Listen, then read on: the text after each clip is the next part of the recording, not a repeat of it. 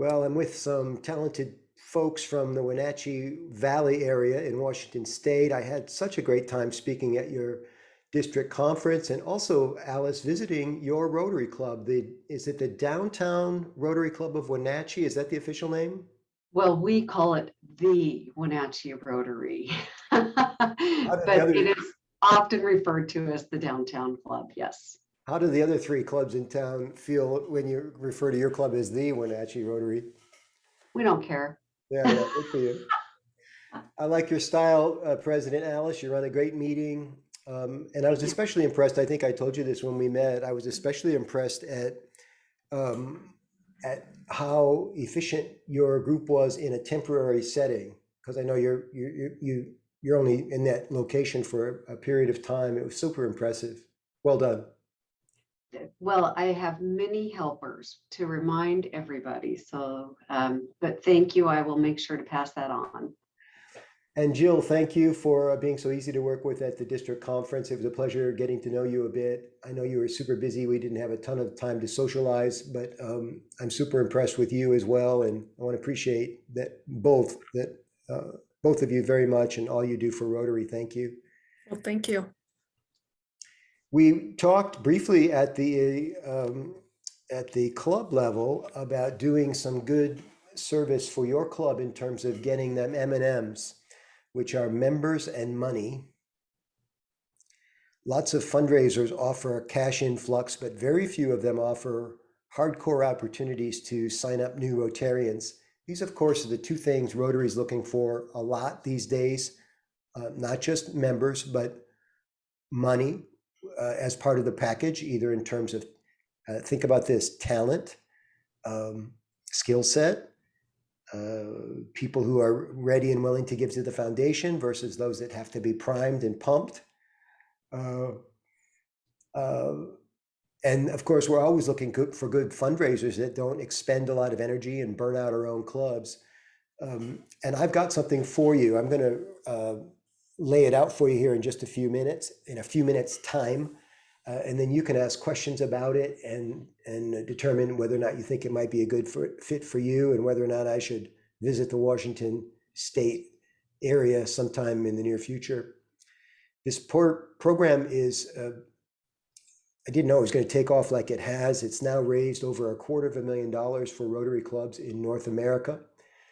We've come up with a template for it, a paint by numbers success recipe. It works like crazy. It works as like clockwork. The only reason this program ever fails is if the people involved don't do what they're supposed to do. Now, the difference between this proposal and maybe some other things that your club is going to try, I'm going to tell you exactly what to do. You're not going to have to figure it out. You're not going to have to guess. There's a formula for it. Unlike other events, maybe where you're kind of, finding your way down the trail, groping in the dark. Should we do this? Should we do this? Let's vote. There's no voting on anything that happens with this event. We already know what to do. It's super easy. It's a professional development fundraiser. And we never call it a fundraiser outside of this internal dialogue. We call it an event. And the topic, it can be something on leadership skills, it can be on presentation skills, it can be on sales skills, but it's professional development. And then we target a specific type of person to come to the event. And then those people become automatic candidates for the Rotary Club of Wenatchee. So, for example, if we're able to pull a bunch of people into the room, put leaders, identified leaders, pre-qualified from the area into a club, your club environment, Alice, and Jill next year, you'll discover that that there's, what is this Rotary thing? This is super exciting. Like, they didn't come to a regular club meeting.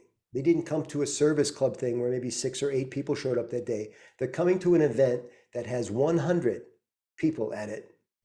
And in a town the size of Wenatchee, if you get 100 people to come to anything, that is the event of the week. And that's our goal, is to pull that off in the Wenatchee Valley. So 100 people, a lot of event planners that I work with, they say, well, no problem, man. We're going to get the other Rotary clubs in the area to come to attend. And that's good if you can do that. But I would rather have 20 Rotarians and 80 non-Rotarians than I would rather have 80 Rotarians and 20 non-Rotarians. We want potential Rotarians to come. Now, if the head count ends up being 120 or 140, I'm all for that too. But we're trying to get people to come to the club with OPM, other people's money. So we're tapping outside wallets, not inside wallets. You know what I mean when I say that? And so we're going to try to, the goal then would be to try to get these people to get super excited first about the content that day and what it would do for them, their career, their job, their personal situation. And then, of course, we get them Rotarized while they're in the room. They start to understand what Rotary is very quickly, which of the people in the room are Rotarians, what day and time the club meets, what's going on next with the club, business cards are exchanged. So the seeds are in the ground, watered, fertilized, there's some sunlight on them. And man, if you can't get them to grow after that, that's your problem. That's something else you need to look into. But this is the general idea. I, as a total stranger coming in from out of town, would have more success bringing 100 people into the room, partly because I'm from out of town. That's how you pitch me. Internationally recognized author and speaker, has helped people all over the world improve such and such. Here's a sample 2-minute video of how good this guy is. That's important. My name won't sell people if they've never heard of me before. It's the 2-minute video that says, not only am I going to sign up, I'm going to bring so-and-so from my office.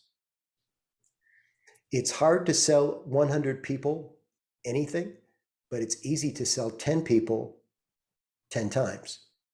In other words, if you could get 10 people to bring 10 people, you have a full room. And that's another trick for this marketing. We don't try to sign up 100 people. We try to get 10 decision makers to bring 10 people. And I bet you can already think of 4 or 5 people that have the ability to send a sales team or a leadership team. Or if we're doing customer service in a tourist town like Wenatchee, I just know that we can find people that would come to that. There are some other unique advantages to the Wenatchee situation. I had a chance to have a one-on-one with your new Chamber of Commerce director, Steve, and we hit it off, and I'm quite certain that he would endorse it. He may even want to partner with you guys on it. We can talk more about the benefits and liabilities of partnerships in the Q&A section. It's a 100-day timeline, marketing timeline to get people to the event. The reason is we need 100 days to start enough brush fires so that we have a blazing bonfire by the day of the event. Now that's 100 days from launch, not from, oh, we need a webmaster to create a web page for us and a registration page. 100 days of pure marketing. And Jill, you know how that, if you get started late, you just never catch up. Right. So people ask, well, you know, where's the money come from? Okay, so let's run some quick numbers. I know Alice is writing and she's a numbers person, so she can check my math. Let's say we charge $50 for this professional development program. By the way, I can get $100 in cities that nobody knows who I am. Because that's what when you see what kind of content we bring them, they pay $100. They think it's a bargain. We're only going to charge $50, at least in this example. So if we get 100 people to come to a program for $50, we have $5,000 in ticket receipts or registration receipts. And then we get the other 5K from sponsorships. Let's say somebody decides they want to be the premier sponsor and pony up $5,000. Or maybe you'd say that's optimistic thinking. $2,500 is the most they would pay for a premium sponsorship. Okay, let's sign them up for $2,500. We get 4 or 5 more at $1,000. We get 6 or 7 more at only $500. And by the way, we're trading comp tickets for these sponsorships because that's pennies on a dollar for us. and we got to give them something. I never like it when Rotarians, optimists, Kiwanians hold out their hands and say, give us money and just feel good about yourself. That's what we're going to give you, the good feeling. We're going to actually give them something besides the good feeling. You're training up your employees. For the premier sponsor, I have them come up on stage in front of me in a two shot like this. And I tell everybody in the room, all 100 leaders, what an amazing organization this company is and how special this CEO is and why you should patronize. And if you already patronize, you should patronize more frequently. And we create like an infomercial for them live in front of everybody. And then we give them the video. Do you know how much money they'd have to pay for that video if they produced it? And I do it on the spot. Yeah, it's right. Lighting, extras, script, all that stuff. And we do it live in front of everybody. And it happens in 2 minutes. And it's a win, win, win, win, win, win, win, win, win. And then that video goes on YouTube and we're talking about Rotary in the video, you see? And this is the confluence of commerce and service. And it just, you see it all day long. And if we end up doing business together, the three of us will be winking at each other all day long. I told you this was going to happen. You were right, Michael, blah, blah, blah. I waive my speaking fee for this event. My keynote fee these days is $10K. I'm going to raise it again soon now that everybody's back in the pool. And I waive my fee for my own 501c3. I don't feel it's right to charge Rotary for these talks. So you save $10K on that. If you get the venue donated, now you've saved on 2 of the most expensive things when you do a fundraiser. So your expenses are minimum. I'd be surprised if you spend more than, if you can get the speaker and the venue free, I'd be surprised if you spend more than $1,200, $1,400 on this event.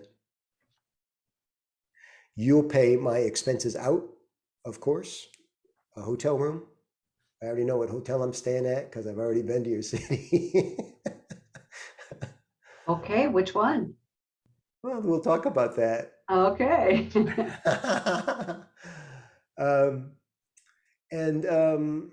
So that's where the money comes from. That's why you can save so much money. You can do this with another speaker. You'd have to get the speaker to waive their fee. So there's nothing magic about the formula, but when you get me doing it, I'll waive my fee, and that's a big savings. Mm-hmm. What else? What other questions do you have about at a 30,000 foot view?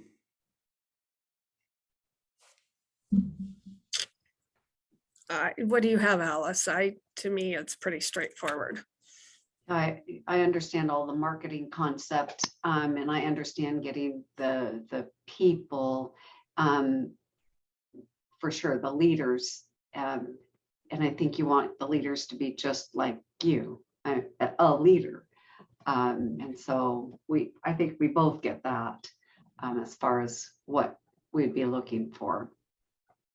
Yeah, the reason for the leadership profile is that's in general who comes to professional development. We want people that are decision makers, not followers. We want people at the top of their organization charts, not at the bottom.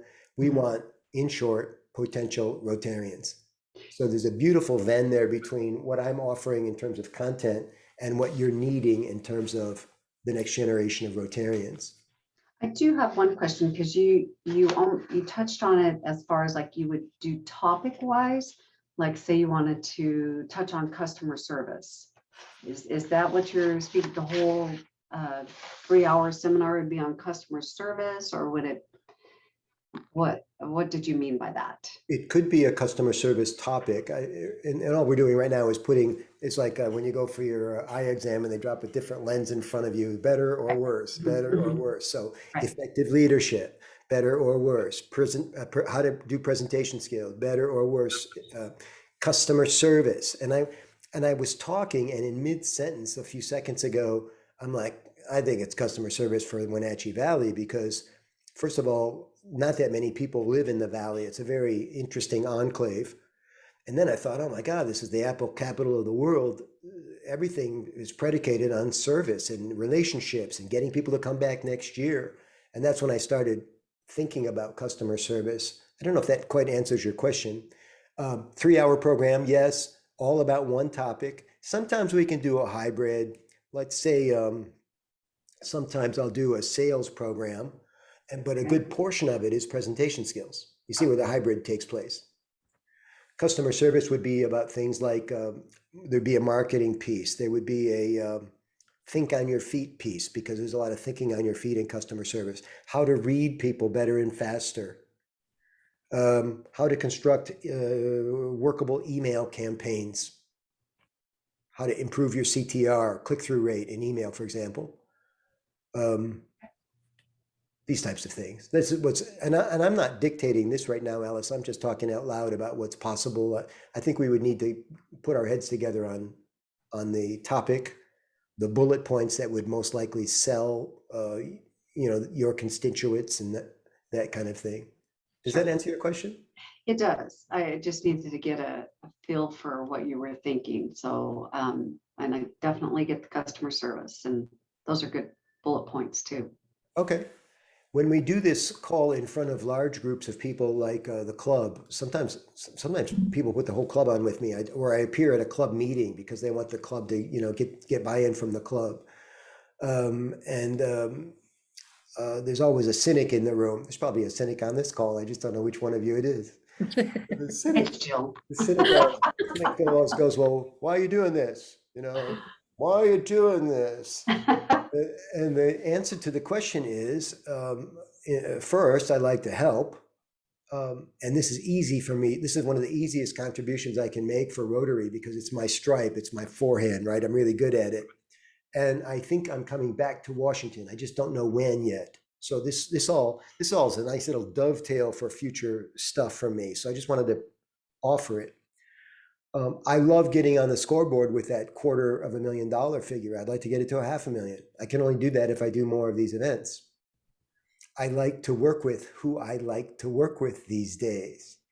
In the early days, I just worked with anybody. I like how you guys roll. I got some traction while I was in town. I spoke at your district conference, and a lot of people there would come back to see me. So I know there's a little bit of role here. I'm not blind to that. And also, I know that everybody that comes into the room is a potential client for me. Not obligated to do business with me, but they will be induced.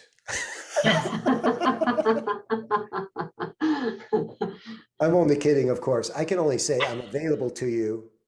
And if you like my style, here's my card, let's talk.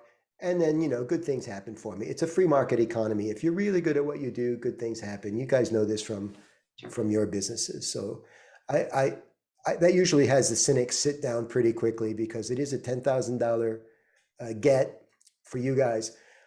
Once I commit to you, I turn down paid keynotes for that date. So I've done now, if you figure I've raised approximately $10,000 at all these events, and we've raised $250,000. You can imagine how much money I've had to give up through paid engagements. So this is a very serious commitment on my part.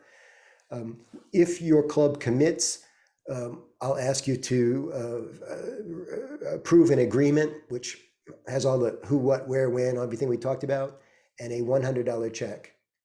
And the $100 check is skin in the game. That's the only thing that is. Because now I know you're taking me at least somewhat seriously, right? You're going to try. I agree. Okay. Any other questions before we shut off the recording? I hope we get to work together. I am so impressed with both of you as people, and also would love to come back to the area and help out. And thank you very much for considering. If you'd like more information on this, like the backstory and stuff, I interview people who have done the event. And I've recorded other sessions like this where I'm explaining how it works. They're all over YouTube. Just type my full name into YouTube plus the 4th keyword, fundraiser, and you'll get more intel on how it works.